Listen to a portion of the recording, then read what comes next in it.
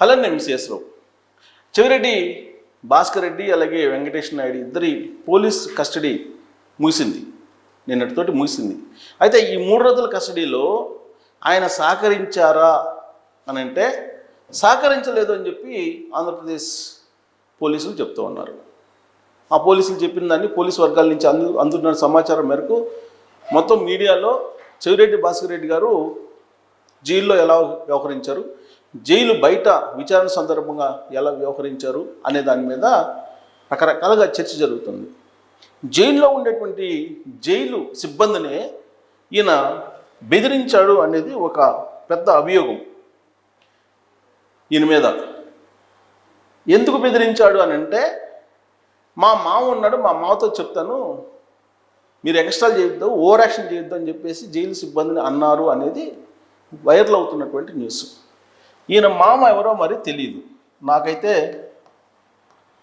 తెలీదు. చెవిరెడ్డి మామ అంటే ఎవరు? చెవిరెడ్డి మామ ఆయన జైలు శాఖ మీద ఉన్నతాధికారి అని అంటున్నారు, జైలు శాఖ ఉన్నతాధికారి. ఈయన పేరు చెప్పి జైళ్ళ శాఖ ఈ ఉన్నతాధికారి పేరు చెప్పి వీళ్ళ మామ అంట, ఈయన అక్కడ ఉండేటువంటి సిబ్బందిని బెదిరిస్తున్నారు అనేది ఒక న్యూస్ వచ్చింది. దాంతో ఈ మామ వచ్చేసి ఈయన దగ్గరికి వచ్చేసి డైరెక్ట్గా జైలు దగ్గరికి వచ్చేసి, బాబు మీ మామ అయినంత మాత్రాన నిబంధనలు ప్రకారం నడుచుకోవాలి, నువ్వు ఇక్కడ ఓవర్ యాక్షన్ చేస్తున్నావు అని చెప్పి జైలు సిబ్బంది చెప్పారు, కాబట్టి మనదేదైనా మామ సంబంధాలు అల్లుడి సంబంధాలు ఉంటే లేదా మిత్రత్వం ఉంటే బయట చూసుకుందాం, కానీ ఈ కేసుకు ముడిపెట్టద్దు అని చెప్పి చెప్పారట. ఎందుకు చెప్పారు, ఇంత సీరియస్ ఎందుకు అయింది అని అంటే, ఈయన జైల్లోని కిచెన్కి వెళ్ళారట. కిచెన్కి వెళ్ళి ఏం వండుతున్నారు, ఇవాళ ఏం చేస్తున్నారు, మీరు ఎంత వండుతున్నారు, ఇవన్నీ అక్కడికి అడిగారట. ఏది డైరెక్ట్గా కిచెన్లోకి వెళ్ళి. ఆయనకి మూడేందంటే బ్యారెక్ ఉంటుంది, ఈ బ్యారెక్లోకి వెళ్ళకుండా ఆ బ్యారెక్ ముందు అటు ఇటు ఈయన తిరుగుతున్నారంట. బ్యారెక్లోకి వెళ్ళముంటే బెదిరిస్తున్నారట అక్కడ సిబ్బందిని. ఇది హాట్ న్యూస్ సోషల్ మీడియాలో ఇప్పుడు చెవిరెడ్డి భాస్కర్ రెడ్డి గారి మీద. ఇంకోటి ఏంటంటే, ఈయన్ని పోలీసులు జైలు నుంచి పోలీసులు తీసుకురావాలి కస్టడీకి. ఈ కస్టడీకి తీసుకొచ్చేటప్పుడు జైలు సిబ్బంది అతన్ని తీసుకొచ్చి జైలు మెయిన్ గేట్ దగ్గర లోపల వైపు కూర్చోబెట్టారంట.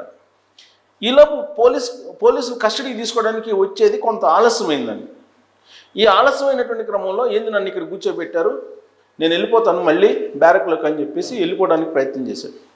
అప్పుడు అడ్డుకునేటప్పుడు ఆ జైలు సిబ్బంది మీద తిరగబడ్డారు ఈయన అనేది ఇంకొక న్యూస్ ఈయన మీద. సరే, అక్కడ జైలు లోపల ప్రధాన గేటు దగ్గర తిరగబడ్డాడు. ఇక్కడ ఆయన ప్రధాన గేటు దగ్గర తిరుగుబాటు. ఆ తర్వాత పోలీస్ కస్టడీకి ఇచ్చారు. సరే, పోలీస్ కస్టడీకి ఇచ్చిన తర్వాత ఈ 3 రోజులు కూడా ఆయన సహకరించాడంటే ఏమాత్రం సహకరించలేదని చెప్పి పోలీస్ వర్గాల నుంచి అందుతున్నటువంటి సమాచారం ఏంటంటే, మీరు అడగటం కాదు, నేను చెప్పింది మీరు రాసుకోండి అని చెప్పి రివర్స్లో చెప్తున్నారంట. లేదంటే మేము అధికారంలోకి వస్తాం, మీరు ఎవరెవరు ఏంటో నాకు తెలుసు, మీ అంతు చూస్తాను అని చెప్తున్నారట. ఏ రోజు మద్యం కూడా ముట్టనటువంటి తన మీద కుట్రపూర్తిగా ఈ కేసు మీరు ఎలా పెడతారు, మీ అంతు చూస్తాను అని చెప్పి ఆయన తిరగబడ్డారు అని చెప్పి పోలీసు వర్గాల నుంచి అందుతున్నటువంటి సమాచారం. ఏది విచారణ సందర్భంగా ఇక ఈ అంశాల మీద, ఈ మొత్తం ఈ 5 అంశాల మీద పోలీసులు ఇప్పుడు కోర్టుకు తెలియజేయబోతున్నారు. ఈ అంశాలు ఇలా జరిగింది, జైల్లో ఇలా జరిగింది, జైలులో నుంచి కస్టడీలోకి తీసుకొచ్చిన తర్వాత ఈయన సహకరించలేదు, కాబట్టి ఈయన ప్రవర్తన సరిగ్గా లేదు, ఈయన విచారణాధికారులని జైల్లో ఉండే అధికారులని బెదిరిస్తున్నారు అనేటువంటి నివేదికను తయారు చేసి కోర్టుకి సబ్మిట్ చేయడానికి ఈ Andhra Pradesh SIT ACB Andhra Pradesh ACB పోలీసులు సిద్ధమయ్యారు అని తెలుస్తుంది. ఇక విచారణ సందర్భంగా ఈయనకు సంబంధించినటువంటి కార్లు తర్వాత మొబైల్ నెంబర్లు వీటిని డిస్ప్లే చేసి వీడియోలు కూడా కొన్ని వీడియోలు ఆడియోలు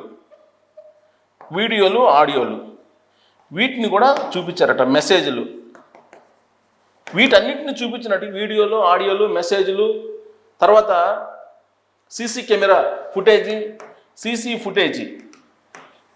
ఫుటేజీ ఇవన్నీ చూపించినప్పటికి కూడా సీసీ ఫుటేజీ, వీడియోలు, ఆడియోలు, తర్వాత టోల్ ప్లాజా దగ్గర ఆగినటువంటి కార్ల వివరాలు ఇవన్నీ చూపించి ఆయన అడిగినప్పటికి కూడా నాకు తెలియదు, నాకు సంబంధం లేదు, నేను చెప్పింది మీరు రాసుకోండి, అంతకుమించి మీరు అడిగారు అనుకో అధికారంలోకి వచ్చిన తర్వాత ఎవరిని ఏం చేయాలో తెలుసు అని చెప్పి ఆయన రివర్స్ అయ్యారు అని చెప్పి పోలీసు వర్గాల నుంచి అందుతున్నటువంటి సమాచారం. మరి ఇలాంటి సిట్యువేషన్లో చెవిరెడ్డి భాస్కర్ రెడ్డి గారిని విచారించడానికి ఏసీబీ అధికారులు సరిపోతారా, లేదంటే ఇంకా సీనియర్ ఐపీఎస్ని అపాయింట్ చేయాలా అనేది కూడా ఇప్పుడు ఒక పెద్ద ప్రశ్న ఉత్పన్నం అవుతుంది. అంతేకాకుండా పోలీసు కస్టడీకి ఇచ్చినప్పటికి కూడా కోర్టు సహకరించలేదు కాబట్టి ఏ విధంగా విచారిస్తే పూర్తి స్థాయిలో ఈ లిక్కర్కి సంబంధించినటువంటి అమౌంట్, ఈ డంపులు ఎక్కడెక్కడ ఉన్నాయి అనేది తేలుతుంది అనేది కూడా ఏసీబీకి అందుబాటులో వాళ్ళ దగ్గర అయితే కొన్ని క్లూస్ ఉన్నాయి, ఆధారాలు ఉన్నాయి. ఈ ఆధారాలను బేస్ చేసుకొని విచారణ అయితే చేశారు, వాంగ్మూలం అయితే తీసుకునే ప్రయత్నం చేశారు. కానీ ఆయన ఆ ఆధారాలకు సంబంధించినటువంటి వాంగ్మూలాలు ఇవ్వలేదు కరెక్ట్గా అనేది పోలీసుల నుంచి అందుతున్నటువంటి సమాచారం. ఇలాంటి పరిస్థితుల్లో మరి లిక్కర్ కేసు ఇప్పుడు ఫైనల్ అయ్యే అవకాశం ఉందా?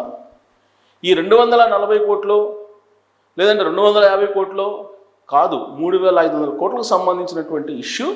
దాంట్లో ఎన్నికలకు ముందు హైదరాబాద్ నుంచి తాడేపల్లి నుంచి ఒంగోలు, తిరుపతి ఇక్కడికి తరలించారు. ఎన్నికలకు షెడ్యూల్కు ముందే కొన్ని ప్రాంతాల్లో కొన్ని డంప్స్ను ఏర్పాటు చేశారు. ఈ డంపుల్లో కారుల ద్వారా, లారీల ద్వారా అట్టపెట్టెలో పేర్చినటువంటి డబ్బు కట్టలను తీసుకెళ్లారు, 500 రూపాయల డబ్బు కట్టలను తీసుకెళ్లారు అనేది పోలీసులు కొన్ని ఆధారాలు సేకరించడం ద్వారా, మొబైల్ ద్వారా, సిగ్నల్స్ ద్వారా, టవర్స్ ద్వారా, సాంకేతిక పరిజ్ఞానాన్ని ఉపయోగించి వాళ్ళు అనుమానిస్తున్నారు. దానికి తగిన విధంగా ఈయన దగ్గర నుంచి సమాధానం రాకపోగా ధిక్కార ధోరణి వినిపించింది అనేది పోలీసు వర్గాలు బహుశా లీక్ చేశాయా, లేదంటే ఎవరికన్నా వాళ్ళు షేర్ చేసుకుంటే న్యూస్ బయటకు వచ్చిందా అనేది తెలియదు. కానీ సోషల్ మీడియాలో వైరల్ అవుతున్నటువంటి న్యూస్ ఇది. మరి దీనికి ఈ అంశాలన్నింటినీ జోడించి కోర్టుకి కనుక ఒక నివేదిక ఇస్తే విచారణ అధికారులు, అప్పుడు ఏం జరుగుతుంది? ఈయన మీద నార్కో అనాలిసిస్ టెస్ట్ చేయమని చెప్పి చెప్తుందా, పాలిగ్రాఫ్ టెస్ట్ చేయమందా, లేదంటే బ్రెయిన్ మ్యాపింగ్ చేయమంటుందా, ఏం చేయమనే అవకాశం ఉంది కోర్టు అనేది మీరు కూడా మీ అభిప్రాయం తెలియజేయచ్చు. Thank you.